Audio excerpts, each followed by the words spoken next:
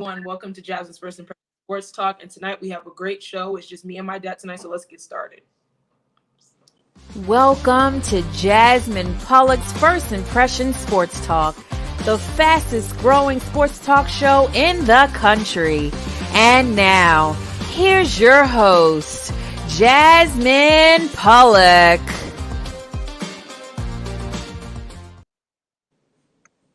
Welcome back, everyone, to Jasmine's First Impression Sports Talk. And tonight we're going to start off with, and I want to start with you, Dad. What do you think about this whole Ben Simmons situation? Should the 76ers trade him, or should they make it work? Well, I don't really know how they can make it work because, in my opinion, Ben Simmons is a grown man. So if he's made up in his mind that he's not going to perform or honor his contract, then they're kind of in a predicament about making him perform because you got to look at it in both ways. Yes, he has a contract. Yes, he needs to follow through on his contract, based off of just the agreement. But at the same time, do you want that to hinder your team's future performance because of the distraction? And right now it's a big distraction. So are you going to get and are you going to get the production out of him that you should? So those are all questions they're going to have to ask because it could cost them more in the long run to sit here and try to battle with him about his contract dispute. But the other part of it is it doesn't look like many teams are really jumping to get him or trying to offer much to get him. So that's going to be a problem for Ben Simmons because if he's not marketable, then there's really not much he doesn't really have a place to bargain. He doesn't have very much leverage if people are not really trying to. He's not a sought after player. So if that's the case, he doesn't really have any leg to stand on as far as bargaining. So in order to protect his career, he might have to go ahead and at least play out the next couple of years or however long his contract is. Well, the thing is, like with him, like the whole problem is that he is afraid of the moment. Like he's afraid of shooting the ball. Like we're not saying he can't shoot because I've seen him shoot before, but he can't shoot when it's situational basketball. And I think like with him, I think it's psychological with him. I think it's like, oh, I'm afraid of taking that moment because if I miss it, the whole world is going to blame me. The whole fan base is going to blame me. But I feel like he's being very unprofessional. And, if you're in practice, you should be wanting to, get with the, new teammates. You should be wanting to build off things and definitely participate. And you shouldn't have to be kicked out as if you're like in high school or middle school or something like that. So he should be a lot more professional and more of an adult. And it's not to say Ben Simmons is a bad player. He's one of our great young players in the league, very good on defense, but he is not living up to the expectations right now being professional. And I think that's the biggest issue. And I think the relationship between him and Embiid is just not good. Even though the other night they just played, oh, he's still our brother. Of course, the fans are there. You're going to tell them that everything's good in the family, but it's really not good in the family. So I think for him, he needs to either kind of, get over that hump, get somebody to help him shoot and get over that hump of just not being afraid of that moment. Or, I don't think they're going to trade him. I really do not think. There's so much invested, so much money that they put into him and his contract to where he can't get traded. You know what I'm saying? Okay. Well, one thing I'll say, I'm not going to say that he's afraid to shoot because the situation might be a little bit deeper than his shooting ability as far as, the organization, what kind of schemes they're running. One thing I'll say is of course we're going to hear more about the player and what the player is not doing and how he's not complying. But there's a lot of things happening behind the scenes that's not talked about, such as what is the interaction between the executives in the front office.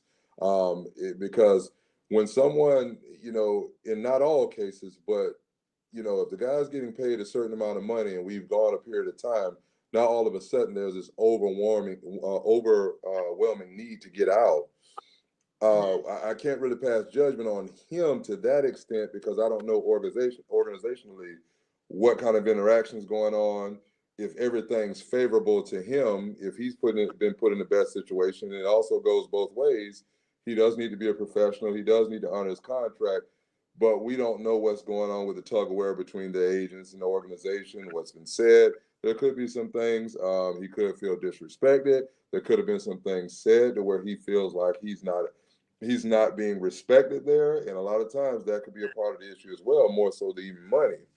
So I do think eventually I agree with your point about him being more professional, because he's going to have to play.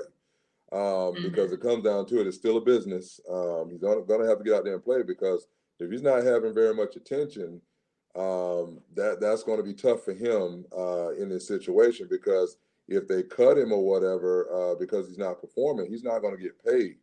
And Yeah. that's the other thing. If he's not, if he has the ability to play and he's not under his contract, now he's affecting his income. So I think at some point he's going to have to make a decision on whether or not he's going to try to fight it out, which I don't see where he has much of a bargaining chip, or wait it out to see if a team wants it. But now it's getting to the point where they're looking at his production, which, is not where a lot of teams think it needs to be, or at least in the media. And also, we're looking at the fact that he's having issues with his team. Now, teams are like, we don't want this distraction. In my opinion, that's what's happening now. Well, you're not a KD, you're not a LeBron James, you're not scoring at that level, and how can you really help our team other than bringing more baggage or issues to our team because of what's coming with you from there? So he's going to have a hard time. And I feel like with him, though, the reason why this all transpired is him not taking that shot in that game against Atlanta. And that's what even Embiid said, that was the turning point of that whole thing, to where Ben Simmons was right up under the hoop. He didn't lay it up. Like, it was a simple layup, but he kicked it out and they missed it. And even Doc Rivers being asked, "Oh, do you think you can win with Ben Simmons being a point guard?" He even said, "Oh, I don't know the answers to that question." It's like, you don't have confidence in him because, what's bad about it is, how can he be a point guard and you sit him out in a fourth quarter at the end of a game, in a big playoff game? That's not Mm-hmm. good. That's one of your guys. So that's why they like his play on the basketball court. He is not a scorer like he should be, and he's not trying to, get to that point of being a scorer, which we are in a league right now where there's a lot of scoring going on. So I think what he has to do is, whatever psychological thing he has going on, he has to find some sort of help with that. Get somebody that can train you to be a better Yeah. scorer. Defensively, he's fine. He can guard Mm-hmm. some of your best athletes on the court, but it's about him scoring the basket. And I think that's the biggest problem. But we'll be right back with some more Jazz's First Impression Sports Talk right after the break. Water. It's everywhere. We drink it, we bathe with it, we cook with it. Coffee's made with water. Toilets won't flush without it. It's used for washing clothes, dishes, utensils, pots, pans, floors, and our teeth. Plants and crops need water, animals drink it, and fish need it too. And don't forget, we can have a lot of fun in the water. Water. What would we do without it?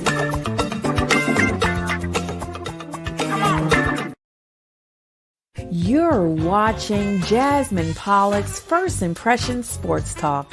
Stay in touch with Jasmine on her social media channels to see videos, featured guest interviews, and much more. Find Jasmine on LinkedIn by searching Jasmine Pollock.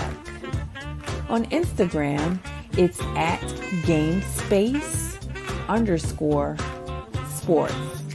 And you can find Jasmine on YouTube by searching GameSpace Sports Content. First Impression Sports Talk airs each Monday at 8 p.m. Eastern. You can see the show live on YouTube, LinkedIn, and Facebook. If you missed the live show, we have you covered. A recorded version is always available on social media.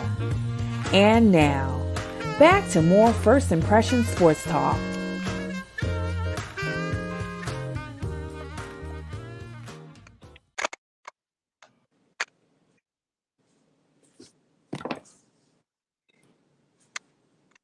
Welcome back, everyone, to Jasmine's First Impression Sports Talk. This segment of the night is going to be an exciting one. So, Dad, I want to start. What, what is the best you can think of? Repeat that, please.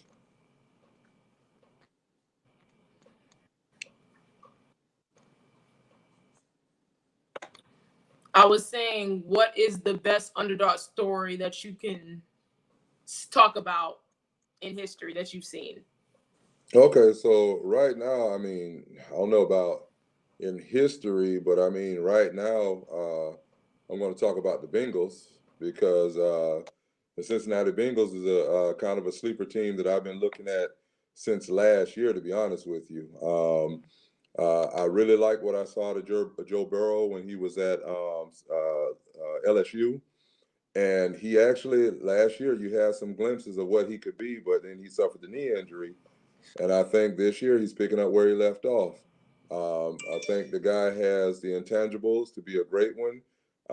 And it's starting to really show. I mean, with that win last night against Baltimore, who some are considering one of your Super Bowl contenders, that was a dominant performance against that team. Now, people can say it's early, it's about early season, but they still dominated their team, and such as the Cardinals dominating the Rams, who we thought were going to be another Super Bowl contender, which they still could be. But I think that what they're doing is you have a team that has a quarterback that they believe in, and when you have a quarterback that's distributing the ball and he's giving you guys that glimmer of hope, then you got to look out for that team because they have athletes. And I just truly think that the Bengals are going to be tough to deal with as they continue to grow confidence. Because when you look at a team that's the underdog that has the weapons and the skill set, that can be a dangerous team because they sneak up on other teams as they probably did against the Ravens. So I think it's going to be interesting.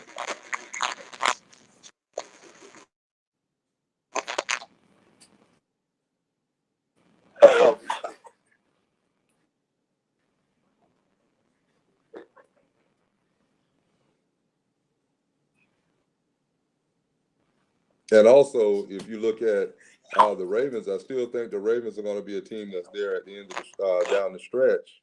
But I'm going to still look at the Bengals as being one of the top teams. Also, we can mention, which we didn't mention, Tom Brady, 600 touchdown passes last night, which is a big deal. He's at the point where he's putting all these NFL quarterback records out of reach. I don't know if we'll ever see, at least in my lifetime, and maybe your lifetime, I don't think we'll ever see someone do what Tom Brady has done over his career. And he doesn't look like he's slowing down. So the Buccaneers are still my favorite to repeat. I think that once they go against the Saints, which I think is going to be a tough game next weekend, I think the Saints are going to be tough, but the Saints are on a tough. They're going to have a tough turnaround because they're playing tonight, and then they have to come back and play Sunday, so they're on a short week. But I think that the Bucks, if we get into this bye week, we should be able to get some of our players back, especially on the secondary side. Then we should come out the second half of the season in pretty good shape.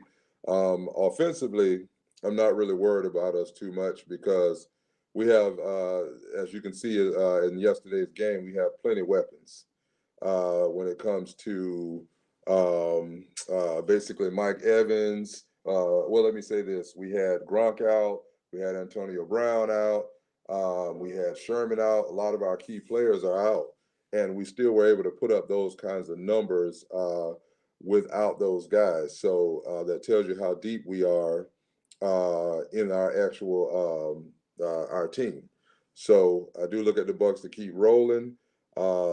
Dallas Cowboys is another team that I know there's a lot of momentum behind that team right now that we're going to really have to watch going forward because the Dallas Cowboys, they look good offensively. I still think they have some things they need to tweak defensively, but I think Dallas is going to be good.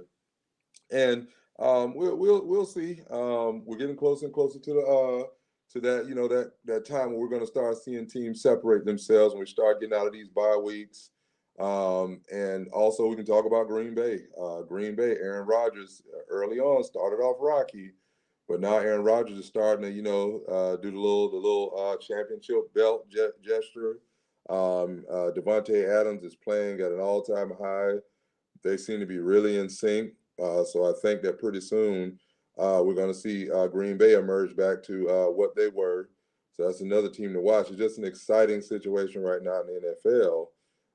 And I think that we're going to really have some good football coming up as we get later into the season. Um, so also what we can discuss, we can talk about hockey. So what was it, Friday night? No, Saturday night, the Lightning lost. So we'll see what that means. I mean, it's a long season of hockey, but here in Tampa Bay, we're trying to keep it Champa Bay. So we already had the Rays get bounced out, and now the Lightning lose, one game. So nobody's panicking on that. I still think they're gonna, come out at the end as the best team. But that was, pretty good deal. But we'll see. The season is still going, so we'll see about that. But really excited for what the future holds for our area. Um, Mr. Pollock, what about the World Series? the World Series. Well, so we'll see about the World Series. I'm basically what am I saying? Oh, so I'm basically trying to figure out what am I trying to say? I'm looking for a good showdown. Looking for a good showdown. I didn't really follow what happened. I know the Rays were in there, and I was looking forward to them going. But right now, we're going to see what these other teams have to offer. I mean, what is your thoughts on What about Houston potentially cheating again? What do you think about that? that? Well, hey, that's something that they're going to have to really look into. But I mean, I still don't understand with baseball, with the way that should be a simpler game to really critique. Like football right now has the best I would say follow up to any kind of scandals or issues. And I think baseball should be pretty easy. And I mean, I don't know why it's taking them so long to figure out how to get, more compliance in that sport because it's very simple. It's less moving parts than some of the other sports. And I know they're trying to keep the integrity of the game, but they got to do a better job at figuring out how to stop certain things. And what's your thinking on that? There's been cheating going on forever, and I think it's worse now than it was even before. Mm-hmm. With the steroid scandal, Pete Rose. Mm-hmm. Yeah. They're talking about putting Barry Bonds and Roger Clemens in the Hall of Fame, but I never liked Pete Rose. He Yeah. was an annoyance to the Pirates in the '70s and the '80s, Uh-huh. and but if they go in the Hall of Fame, he needs to be on that same ticket with them. Absolutely. Absolutely. Yeah, they in baseball, my whole thing with the any of the cheating scandals were like what you said, I'll speak on the steroids. The thing is right now there's so many different supplements and muscle enhancers and Yeah, different treatment these guys are using these days. It's hard to figure out what is what and what is what. What's in the competitive edge or what's not. And one of the things I always say about that, yes, steroids because it's a banned substance, so they shouldn't be using it. But I still kind of I don't know if that helps a guy hand-eye coordination enough to stop or catch that fastball. I mean, yeah, I think that's something that's going to be skill. Now, I don't I know some of the things with the pine tar stuff and different things like that, and the tampered bats. yeah, That's something that I can see as an issue because the bat's giving you a better swing because it's tampered with. That's something that I think we can definitely take a look at. But just like I said, it's to me, it's an easier sport to be able to decipher what's going on compliance wise because you should be able to inspect the bats. There should be a way to do that. There should be a way um, to really look into that. I mean, it's only one guy with a bat. You got a little weighing system or something out there. I don't know. And then also the replay. They try to sprinkle a little replay in there here and there, but yeah, I don't know. It's just going to be interesting to see. But as far as legacy goes, how can you really put those guys in with those asterisks when it's proven? If that information's out there that they cheated and were against the rules, they shouldn't be rewarded for it. And I truly believe that, regardless of how you feel about it, if it's the rules against it, that's the rules. They know the rules better than anybody, so they're looking for that competitive edge, and unfortunately, they use improper methods. So, All right, we're gonna wrap it up for tonight. We're gonna have a special show on Wednesday night. okay, I think it's gonna be at 8:30. hmm With our regular guest back and host instead of me. yeah. Anyway, I'm Spock. You have a great evening, and folks, we will see you on Wednesday. All right, you have a good one.